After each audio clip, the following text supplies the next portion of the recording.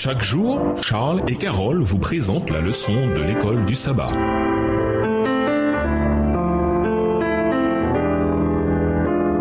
Bienvenue à notre émission Dieu nous parle. Nous leçon de lundi, une œuvre de repentance. Jonas avait un message tout à fait à part pour les habitants de Ninive. Jonas commença par faire dans la ville une journée de marche. Il proclamait encore 40 jours et Ninive est détruite. Jonas 3, verset 4. Le message paraît plutôt clair. L'endroit était condamné. Après tout, c'était une parole directe d'un prophète du Seigneur. Pourtant, qu'est-il arrivé à Ninive? Lisons Jonas 3, les versets 5 à 10. Pourquoi cette prophétie ne s'est-elle pas réalisée?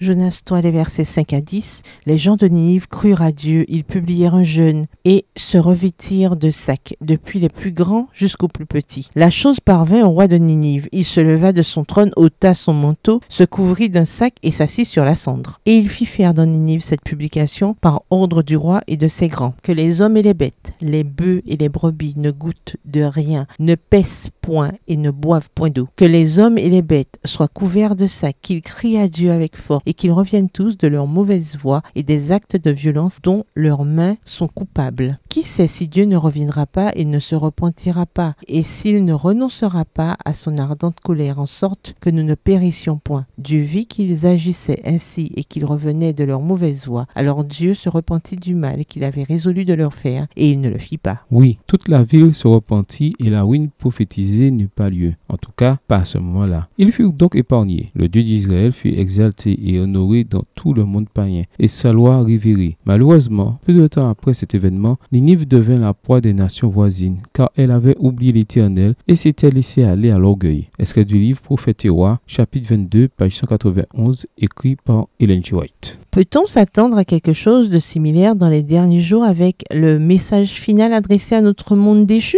Oui et non. Il y aura bien dans le monde entier beaucoup de gens qui entendront l'appel. Sortez du milieu d'elle, mon peuple, afin que vous ne soyez pas associés à ses péchés et que vous ne receviez pas une part de ces fléaux. Apocalypse 18, le verset 4. Dans le monde entier, des gens feront leur choix et au mépris de la bête, garderont les commandements de Dieu et la foi de Jésus. Apocalypse 14, verset 12. Ces gens, comme ceux de Ninive, échapperont au jugement qui fondera sur les perdus. En même temps, certaines prophéties comme l'annonce de Dieu que Ninive serait détruite sont conditionnelles. Elle serait détruite à moins que les habitants ne se détournent de leur mauvaise voie. Voir Jérémie 18, verset 7 à 10. Cependant, certaines prophéties sont sans condition. Elles vont s'accomplir indépendamment de la manière de réagir des humains.